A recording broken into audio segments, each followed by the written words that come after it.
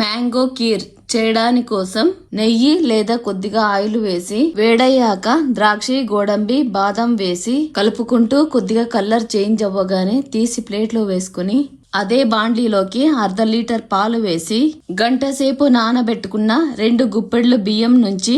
గుప్పెడు బియ్యం తీసి పాలలో వేసి మధ్య మధ్యలో కలుపుకుంటూ మాడిపోకుండా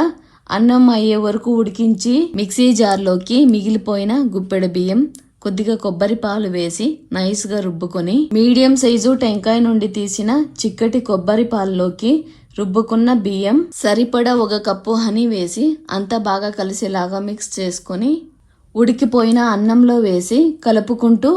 ఉడుకు రాగానే వేయించుకున్న ద్రాక్షి, గోడంబి వేసి అంతా కలిసేలాగా మిక్స్ చేసుకుని స్టవ్ ఆఫ్ చేసి చల్లారే వరకు పక్కన పెట్టి చల్లారగానే రుబ్బుకున్న తీయటి 1 లేదా 2 మామిడికాయల గుజ్జు వేసి అంతా కలిసేలాగా మిక్స్ చేసుకొని సర్వ్ చేసుకుంటే